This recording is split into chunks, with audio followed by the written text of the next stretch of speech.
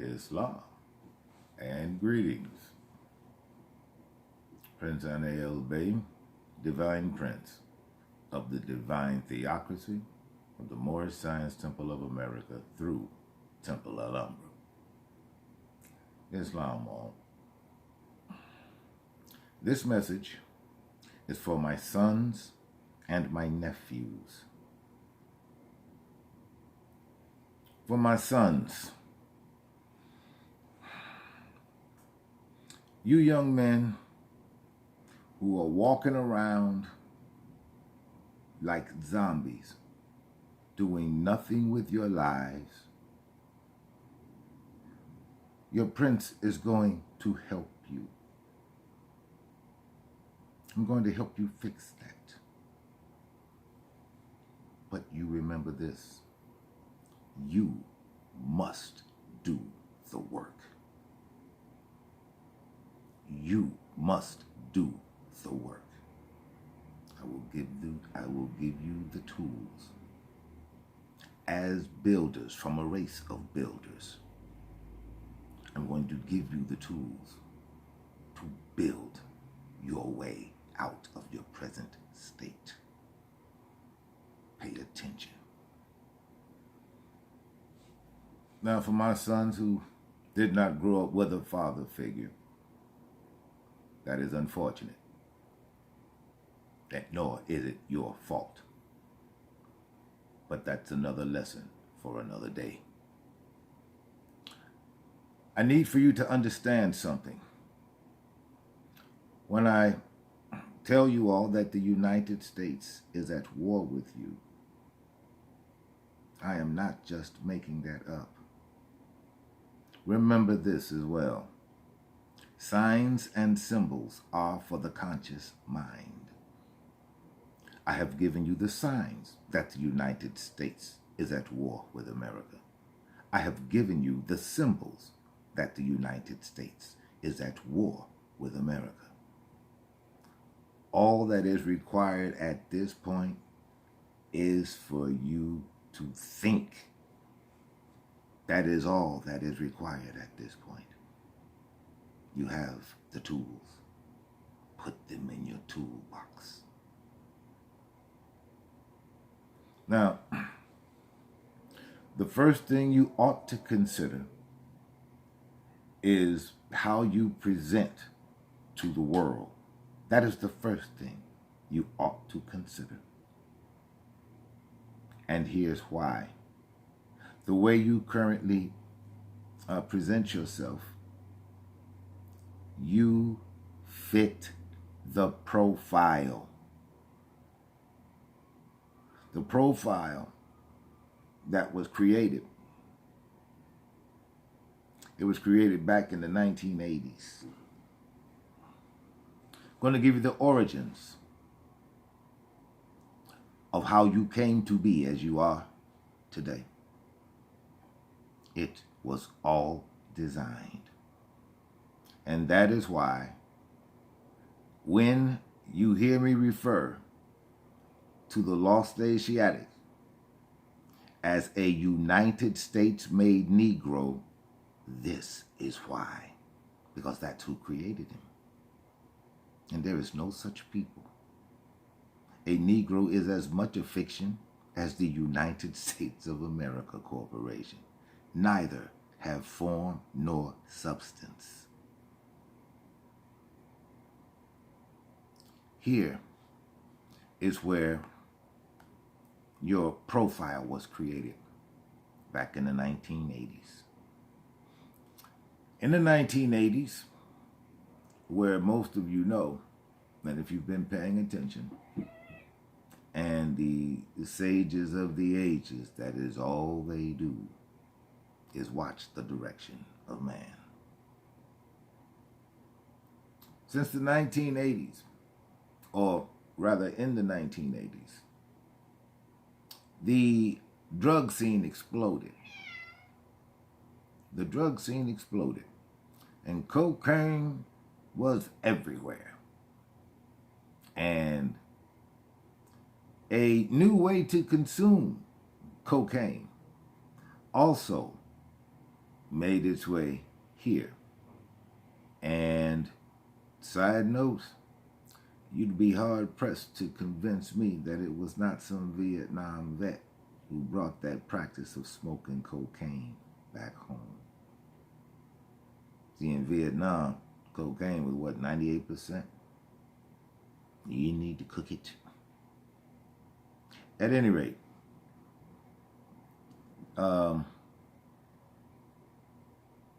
during the thugged out days, you had that crap noise coming into vogue. Check that. Let me correct myself here. During the early days of rap music, it had substance. What is out here today is nothing but useless noise. There's no more East Coast, West Coast rap. Biggie, Tupac, they're the Godfathers. East Coast, West Coast. That's it and that's all. Biggie and Tupac. Well,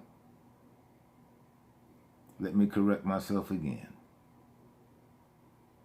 You do have my man Calvin out there on the West Coast. Snoop Doggy Dogg. You do have Calvin out there. So, and he is also Godfather of rap. He's also the Godfather of rap. Okay. When the profiling started, you all were infiltrated and you did not know it. You all were infiltrated, and your infiltrators are the ones who showed you your urban terrorist uniform. Your infiltrator was that guy who just popped up one day out the blue, and he was right on, right on. I know, we had him in the Panthers too. One of them went on to become a congressman. But that's another story for another day. Check that. That's another lesson for another day.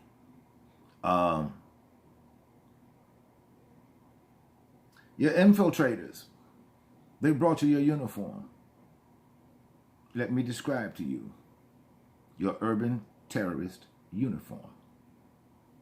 Your urban terrorist uniform of the 1980s were XXX size white t-shirts.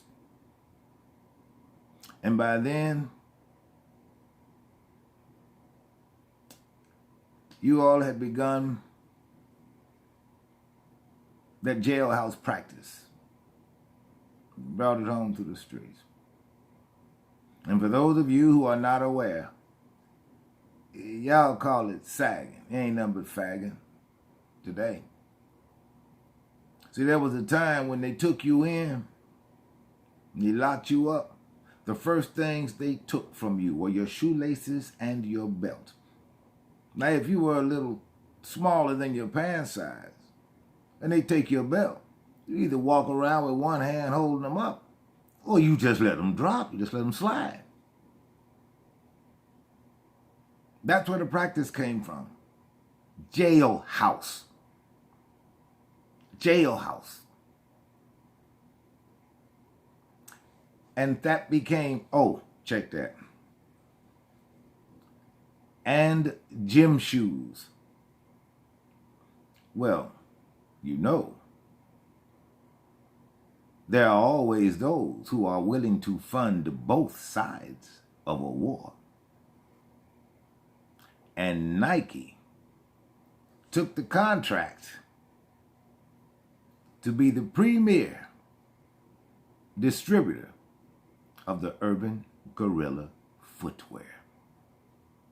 The most popular type of Nike that is being sold has a poster shot of a one-time basketball player on it.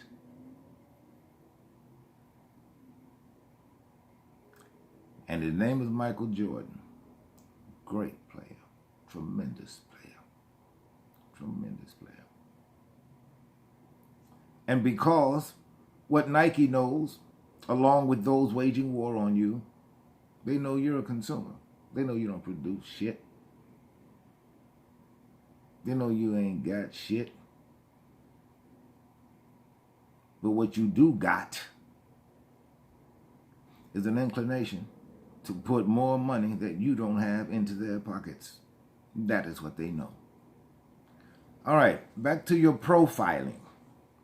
That is when the word came into vogue. Profiling. Oh, there was a lot of talk about it on the news. Look, just because I dress like this, the thing is, it was all being shown to you what your future was going to be like. It's a prelude to your future. So, you get, I don't know, roughly 79, 85% of the young Asiatic and Aztec males walking around with pants almost on the ground, oversized t-shirts. Well, a lot of the reason for the oversized t-shirt was so that when the cops riding down the street, they can't see you strapped. They can't see you strapped. Because that oversized t-shirt is hiding the butt of that pistol. And that is when you gave the local constabulary permission to harass you. Because you fit the profile of the young Black and Latino urban terrorist. Those infiltrators, they got you to buy it. They got you to betray yourself. They got you to betray yourself. Because once you started wearing a uniform, then you fit the profile of the young Black and Latino urban terrorist. That makes you an active combatant. Your uniform. You are in uniform. Now, let me share with you how Nike earned its way as the #1 contractor for the young Black and Latino urban combatant. There was a commercial in the 1980s. It's a Nike commercial. Let me describe this commercial to you. Perhaps some of you will remember this commercial. I'm going to take you back to 1985. Nike campaign. This was the commercial. You had these brothers on a basketball court. It was either New York, Philly, Jersey. I know it wasn't Chicago. One of the brothers, he went up, and like some of them garbage ballers do, they want to play Sonny Liston or Muhammad Ali. It's basketball, not boxing. You can't even do that right. You got to hurt somebody. And it's unnecessary. But at any rate, in this commercial, brother goes up and he gets, he playing with garbage ballers. The dude elbowed him to the ground. He went on the ground on his back. And so he hit his head at the occipital on that asphalt. Now, this is the disgusting part. Shame on Nike. Shame on Nike. The next shot, you are looking from the perspective of the guy on the ground. You see his eyelids come up. His vision is blurry. Yet things are all out of focus. He has a concussion. Now, at the same time, standing over this brother, those guys he was playing with, this is what they doing. Man, he really knocked you out. He knocked him out. That is where the apathy you have for one another came from. The very people who supply your army boots. That is where your apathy for one another came from. And you have perpetuated it. And there is nothing redeeming about that type of behavior. But you have been trained this way. You have been trained this way. So it is not all your fault. However, if you hear these words and you remain where you are with absolutely no aspiration of going any further than you are, you have neither the right nor the moral authority to be anything but a humble, passive individual for the rest of your life, because you certainly don't have the right to be mad at anybody about anything. Because more than anything else, you invoked your will to be the way you are. That's simple Moorish science. Your will and thought is the cause of it all. Now, my sons out there who are so ignorant of the world, of the war being waged on them, this is what you need to begin doing. I am going to help you do better so you can feel better, because you will be better. But you've got to put in the work. You've got to put in the work. You see, we can do it. Not I can do it. Not you can do it. We can do it. Each one, teach one.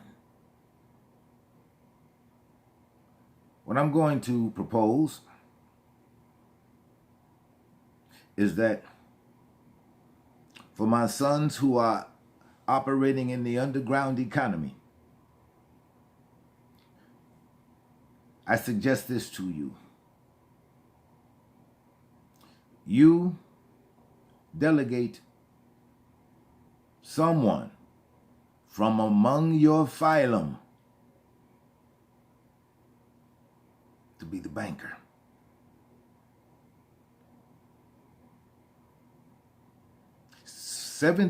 Check that. Yes, 75%. 75% of your gross, not your net, should be deposited to the banker. You shouldn't need more than 25% to operate. You should not need more than 25% to operate. You establish a goal amount after you have chosen the property where you wish to build your shoe factory. And you hit your target. You acquire that property. Once that property is yours, I will teach you several ways not to avoid taxes, but so that there is no taxes at all to pay. But I will teach you that when you have had other degrees conferred upon you. And you begin to build your own. Begins with the manufacturing facility. And you become very proprietary, like Apple. Apple is a wonderful business model. You become proprietary. And you open up your own outlets. And other shoe companies pay you to put their shoes in your store. In your stores. And you have them all over. And for all of you people who claim, I would shop black all the time, but yeah, you try shopping with niggas? We shall end that. Now, to end this with my sons, begin to think in terms of a unit. There is no you. There is no them. Put the weapons down for a minute. Turn this into one. Now, for my nephews, you all are just as confused and fucked up as your Asiatic aunts and uncles. I'm going to show you where your ignorance has taken you. This term that you all have,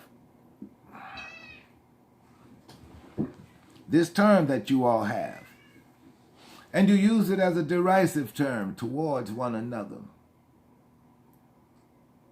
It is bandied about as if it is the lowest thing on the plane of earth to be.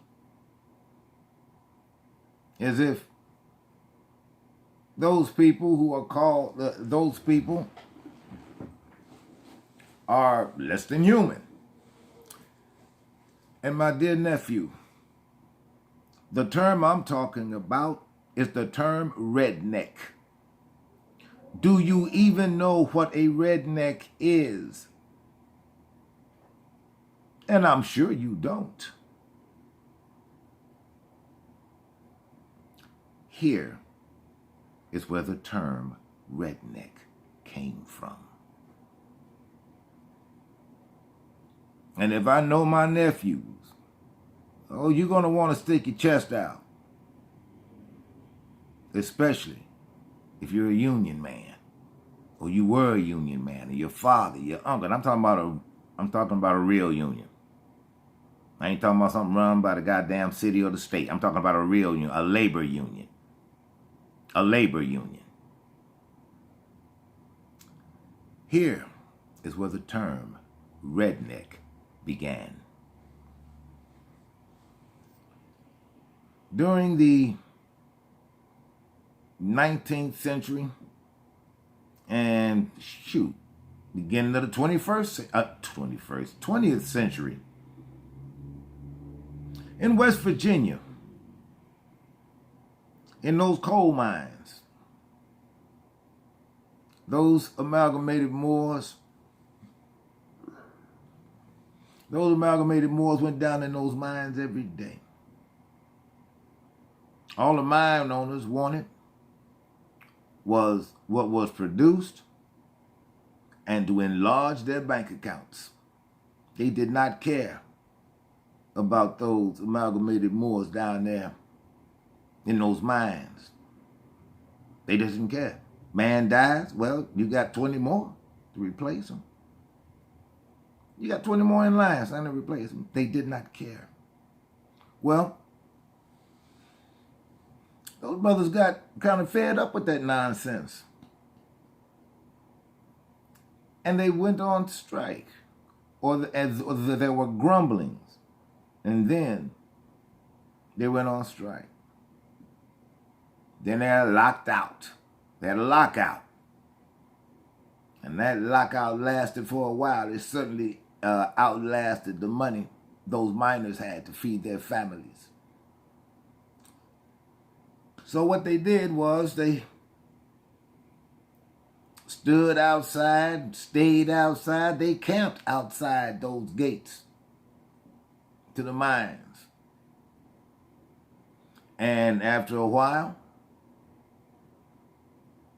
well, before that, their women came to join them and their families. They're out there with their children and their wives. After the company staged the lockout, they let the bosses know, look, this ain't the end of us. This ain't the end of us. This ain't the end of us. And to drive that point home, what they began doing was tying red bandanas around their necks to show solidarity. And there were 3 mine owners who came to visit this primary mine. The owner, So all 4 of them were up in the boss's office.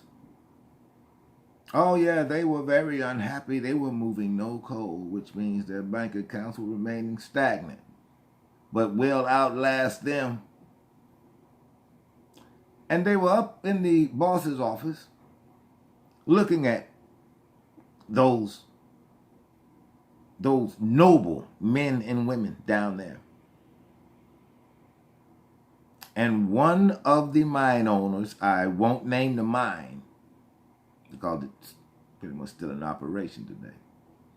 One of the mine owners, when he looked down there, he said, look at those rednecks. That is where the term came from. When I was in Maryland, I worked with the great-grandson or the grandson of a redneck. He was an operator engineer. And I don't know how we got any work done that day because we never left each other. And as for as much as I love my man Jeff Foxworthy, that is not how you know you're a redneck. You're a redneck when your bloodline is American coal mining. When that's your bloodline, when that's your bloodline, then you're a redneck. Because you put a motor on a bathtub and drive it down the highway, that don't make you a redneck. Building a fire under a steel tub don't mean you're a redneck because you want a hot tub. No, Jeff, that is not what a redneck is. A redneck is to be respected, and the things they did are to be admired, not made fun of. A redneck, the last thing that a redneck should be is the butt of a joke. If it weren't for the redneck, the miners today would probably still be laboring under those same dangerous conditions. The Mine Workers Union gets all the support that it wants from Temple Alhambra. The Mine Workers Union, you bet. You bet. Those were the rednecks, Jeff. Those were the rednecks. Don't forget to like, share, and subscribe. And to my sons and my nephews, I pray that this has been of some use to you. I bid you peace.